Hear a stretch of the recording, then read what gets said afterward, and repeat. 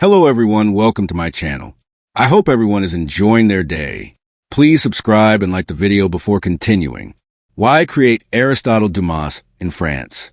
Aristotle Dumas was the alter ego Cain created after his father acquired a nice term, money and a villa from a woman in the south of France.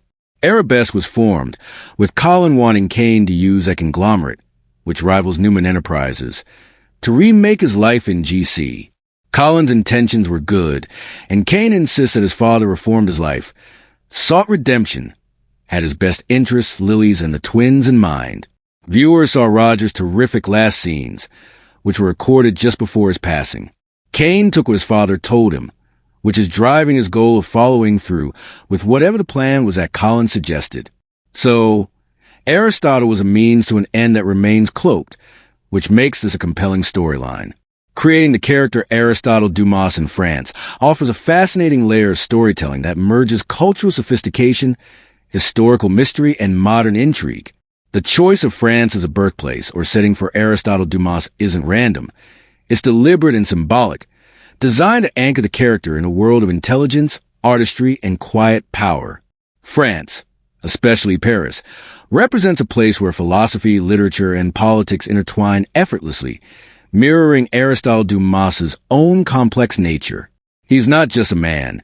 He's an embodiment of the French ideal of intellectual rebellion mixed with timeless charm. The French setting provides a fertile ground for a figure like Aristotle Dumas to exist. France's deep academic tradition, from the Sorbonne to the École Normale Supérieure, allows him to emerge as a scholar or philosopher who has transcended academia to influence culture, art, and even politics. His name itself, Aristotle Dumas, is a fusion of Greek philosophy and French literary greatness. Aristotle evokes logic, ethics, and the pursuit of truth, while Dumas calls to mind adventure, storytelling, and romantic flair. Together, they form a man who is both thinker and dreamer, strategist and artist, intellect and emotion in perfect balance. By situating Aristotle Dumas in France, a creator can explore themes of identity, heritage, and revolution. France has a long history of challenging authority and redefining ideas of freedom, and Dumas could personify that restless energy. He might be a modern philosopher exposing societal hypocrisies, a political strategist moving chess pieces in the shadows, or even a novelist dissecting the French elite while hiding his true motives. Whatever his field, France gives him a stage rich with symbolism, from the marble halls of the Louvre to the smoky cafes of Saint-Germain-des-Prés. Imagine Aristotle Dumas, sitting in a dim Paris cafe, notebook open, pen-scratching theories that blend existentialism with artificial intelligence ethics. The ghosts of Camus and Sartre linger in the air, but Aristotle brings something new, an awareness of how philosophy meets technology, how humanity grapples with modern dilemmas that neither the ancients nor the romantics could predict. France gives him both the solitude to think and the chaos to be inspired. There's also the romantic and mysterious appeal of France as a setting. The name Dumas alone carries literary weight. Think of the Count of Monte Cristo or the Three Musketeers. By giving the character that surname, the creator invokes a lineage of intrigue, betrayal, revenge, and redemption. Aristotle Dumas could be a descendant of the legendary Alexander Dumas family, inheriting not just their name, but their passion for storytelling and their mixed heritage, which opens a door for rich commentary on race, legacy, and belonging in modern Europe. Beyond that, France provides a visual and emotional palette that enhances Aristotle's persona. The juxtaposition of candlelit libraries and modern skyscrapers reflects his duality. The philosopher trapped between eras. He might walk through the cobblestone alleys of Lyon contemplating metaphysics, or deliver a controversial lecture in Marseille that shakes political foundations. His intellectual journey mirrors France's own tension between preserving tradition and embracing change. Furthermore, creating Aristotle Dumas in France allows for exploration of French moral and philosophical traditions. He could be influenced by Rousseau's idealism, Voltaire's wit, or Foucault's dissection of power. His worldview might be shaped by the post-war existential despair of Parisian thinkers or the revolutionary zeal of the 18th century. This gives him intellectual depth that feels both grounded and timeless. He's not an isolated genius.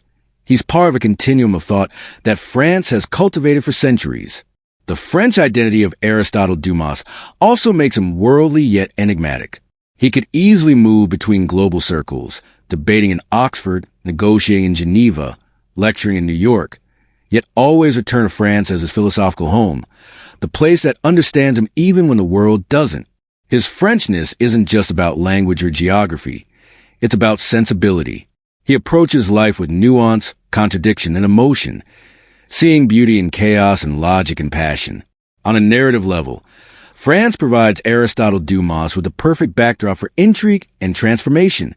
Perhaps he's hiding secrets connected to old European aristocracy, or maybe he's uncovering hidden archives beneath the Sorbonne that contain dangerous truths about human evolution or artificial intelligence.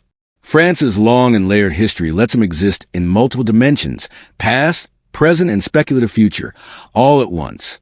Culturally, he can be positioned as both a critic and a symbol of French modernity. In a time when France is grappling with globalization, identity, and cultural change, Aristotle could embody those tensions. He might challenge the government, influence art movements, or create philosophies that redefine French intellectual thought for the 21st century. His voice could echo in academic circles and underground movements alike. Emotionally, the French setting adds a tone of melancholy and sensuality to his story. There's a quiet sadness in the streets of Paris after rain, a poetic loneliness that matches his introspective soul. His relationships, romantic or otherwise, would be layered with complexity, not overt passion but subtle intensity, expressed through silence, glances, and the art of conversation. That's quintessentially French. Thematically, Aristotle Dumas could serve as a mirror for humanity itself, a man questioning progress, morality, and meaning in a world driven by technology and power. By making him French, his questions carry a historical resonance. France has always been at the center of humanist thought, asking what it means to be free, moral, and conscious. Aristotle's questions continue that legacy, but adapted for a digital and fractured age. Moreover, the French aesthetic lends cinematic quality to his story. The golden light on the Seine, the Gothic architecture, the minimalist fashion, all enhance his mystique.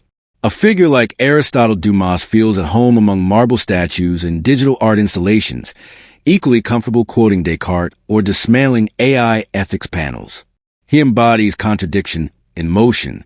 Another reason France is ideal for his creation is the cultural reverence for individuality. France celebrates thinkers who defy conformity, philosophers, artists, rebels.